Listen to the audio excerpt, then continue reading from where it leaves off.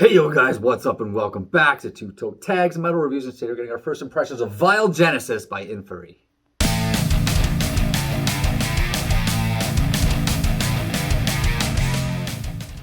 Alright, so Inferi dropping a new album.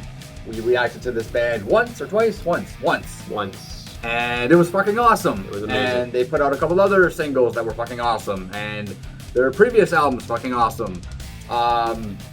This band's crazy. They're rising in popularity. We did a poll. These guys beat Aborted for us to do this. I was a bit surprised. For us to do this review. This band isn't very well known, and that is a crime because everything we've ever really heard from this band has been incredible. Fire. So I was totally expecting Aborted to win because they're super well known, but I guess I could be glad that this album won that poll. Yeah, so like I said, we have heard a couple tracks off this album, but we're going to listen to the entire album for the first time, and we'll be back to give you guys our first impressions, so stay put. Okay, we're back. We just listened to Vile Genesis in its entirety.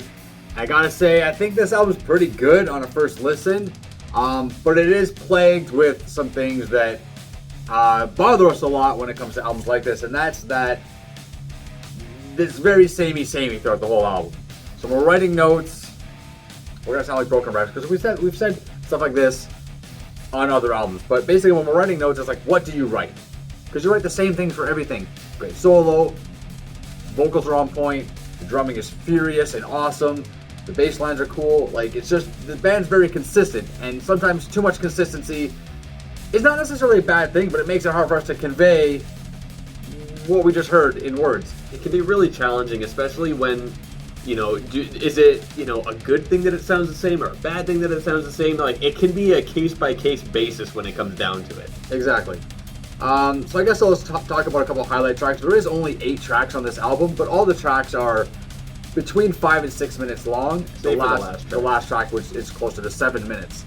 So they are kind of lengthy, especially for this style of music, which also might be a little bit of a downfall depending on what kind of mood you're in.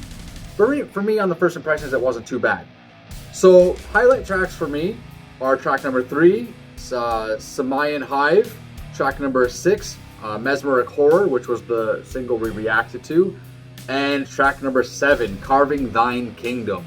Track number 7 is my highest rated track, and it is just awesome. I felt like it stood apart from the rest of the album just based on the arrangement of the music. The riffs stood out. It has this awesome section, bridge area maybe, where the bass is just prominent and chunky and is really cool, stands out. And the solo section is absolutely disgusting. So that song stands out, but there's a lot of good stuff all over the place. It's just hard to really pick it out on one listen. Yeah, especially like we've only heard it once, so it's really hard to really dissect the songs because we haven't heard them enough to really get used to them. Yeah. Because we're listening to this album for the very first time, and a lot of the songs are sounding the same, especially in the first half for the most part. I was finding myself like, okay, it's good, I like it, but what different does it do than the last song? However, it's still a consistently good sounding album. As for my highest rated track, it was Mesmeric Horror, and I really liked how the second solo was set up.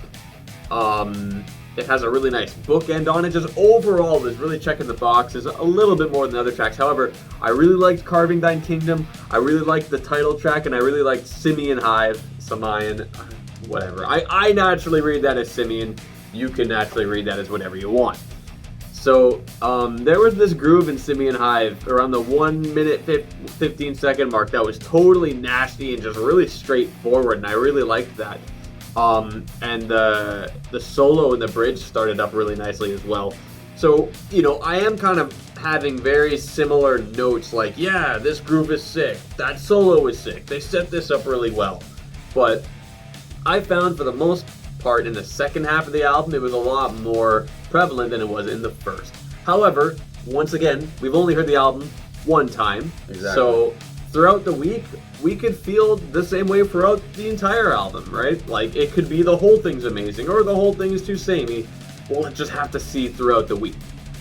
Yeah, and you know what? I feel like we just got off listening to Senjutsu for an entire week, Iron Maiden, and it's like going from something that's like like a well-aged fine wine to like chugging Jägermeister. Like, it's not like one is better than the other. Really, it just really depends on what kind of mood you're in.